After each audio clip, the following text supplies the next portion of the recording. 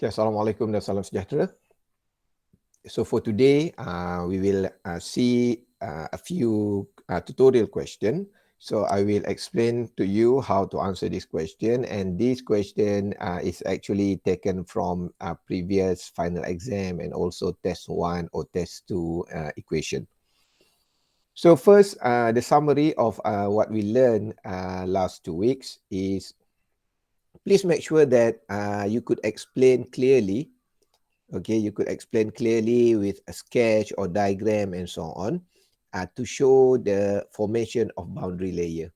So you could show the boundary layer thickness, the velocity profile, and every time you draw a diagram, for any diagram, please make sure that you label it. So you could say that this is a flat plate, this is the uniform flow. You need to write terms in your diagram. That's contribute marks actually. You cannot just draw this one and show like this one. So people, okay, I as examiner on that time will see that you actually know to draw something, but you are unable to explain about your drawing. So means that you will not have full marks for that one. Okay, so and then again, then you need to know the expression or equation for boundary layer thickness, displacement thickness, and momentum thickness. And also you could know to calculate question about delta star over delta and theta over delta. So that is a very standard understanding actually. So and then you also need to study about how to get a velocity profile, especially for sinusoidal, second order, and cubic. So cubic is power of 3. Okay, please refer to textbook Porter. So there is one example to derive velocity profile for cubic, mean for velocity profile with power of 3. So, and then you could derive your von Karman momentum integral equation. So, von Karman equation. So, and then by using von Karman equation, you could calculate the boundary layer thickness, displacement thickness, momentum thickness, local drag coefficient, and drag force. And we have two types of boundary layer. One is laminar and one is turbulent. So, yesterday, I think many students start to realize that the way we solve boundary layer is actually almost the same. Okay, we just use von Karman momentum equation. We equalize with the, if laminar, we equalize with Newton's law of viscosity, and if turbulent, you need to equalize with the Blasius shear stress. So mean shear stress that you get from question. So and then please try to do the Blasius exact solution using table, and then please make sure that you read a little bit more about what is drag force in mechanical engineering application and how to calculate the drag force. So in our tutorial today, so we will see the whole idea about how to calculate the drag force on flat plate. So if you see here, everything is actually in our syllabus. Okay, so this is our first question. So fluid having a density of 1.24 kilogram per meter cube and kinematic viscosity of 1.5 times 10 to the power of minus 5 meters square over second, flowing with a velocity 4.0 meter per second over a plate of 0.5 meter long and 0.6 meter wide. The velocity profile of the flow is in form of this one. So this is just to trick you. So this is actually about the second order polynomial. So the question is,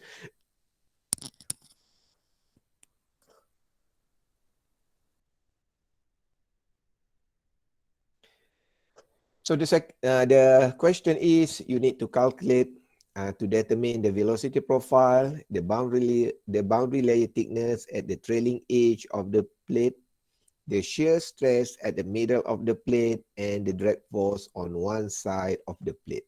Okay, so the idea, the velocity profile, it might be quite common. Boundary layer thickness at the trailing edge. So trailing edge here means at the last point here, and then the shear stress at the middle of the plate. This is might be the first time you use the term of middle of the plate. So you know, so almost all the equation for boundary layer consists Reynolds number. So when you have Reynolds number, means that you have function in x. So you just substitute the value of x to show the middle of the plate. So if the length is 0.5, okay, you substitute 0.25, then you get the answer. And then the drag force on one side of the plate. So please take care of the word of one side. So means if you have one plate like this, so actually the top surface here will give you boundary layer, and the bottom surface here also give you boundary layer. So mean the drag force, the resistance that occur because of the existence of boundary layer will occur at the top and also at the bottom of this surface. Okay, let's see what we could do with this question. Okay, so velocity profile, I think you could refer my notes, and then for this question, I just make it shorter. So we have a boundary condition like this. Okay, so when y equal to 0, u is 0. When y equal to delta, u is capital U, and y equal to delta, so the gradient is also 0. du dy is equal to 0. And then please refer notes, previous notes. So from the boundary condition here, we could determine the polynomial, second order polynomial velocity profile can be determined as this one. So again, if you refer back this velocity profile, it is actually fixed or constant. So in any textbook, when they are talking about second order polynomial velocity profile, they will give you this term. So it is advantage for you if you could remember all the velocity profile that I give to you in previous notes. So, and then the second question is the boundary layer thickness at the trailing edge of the plates. Okay, so here I just make it shorter. I hope you could refer to the notes. So means that we know that u over u here is the second order polynomial. So it is 2y over delta minus y over delta square. So and then you use this equation. Okay, so you substitute into the shear stress from von Karman here. So you will get this one. Okay, and then you need, we know that tau is equal rho u theta d square d theta dx. So first you need to calculate what is the value of theta here by substituting this velocity profile. So you will get 2 over 15 delta. So and then you substitute into this term, and then you equalize with the Newton's law viscosity.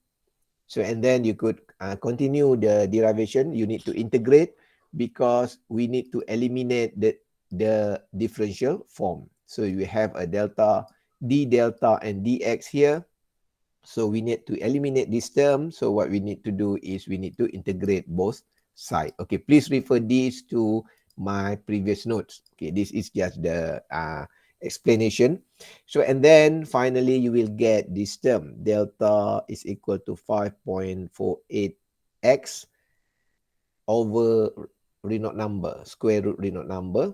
So the question is to calculate the boundary layer thickness at the trailing edge. So trailing edge here means at the end of the plate. So we have here, so we have a uniform flow here. So this is the trailing edge. So if we assume x equal to 0 here, so and then x equal to 5 here, 0.5. So we substitute the value of x equals 0.5 here. So you have 0.5 here, and then you will get it is equal to 7.5 times 10 to the power of minus 3. Okay, please be careful because Boundary layer thickness here is the physical phenomenon. So means that we could prove the boundary layer thickness. So means that it has dimension, because thickness will be measured in length, L. Okay, we learned about the dimensional analysis in fluid mechanics 1. So the dimension is L. So it may be in meter, in centimeter, in millimeter, and so on. And because we are substituting SI unit, so means that our unit here is in meter. Please bear in mind, every answer in final exam and test must be include your other with the units. Okay, to get full marks for your answer. So and then we need to calculate the shear stress at the middle of the plate. So as I said, middle of the plate, so the location is x equals 0.5. So we calculate the value of delta here. So we get the boundary layer thickness at the middle of the plate is 5.3 times 10 to the power of minus 3 meters. Why we need to calculate the value of boundary layer thickness here? Because to get the value of shear stress, so we need to use this equation. So we need 2 mu u over delta, and then we need to know what is the value of delta here. So we substitute the value of delta, then we get 0.0280 Pascal.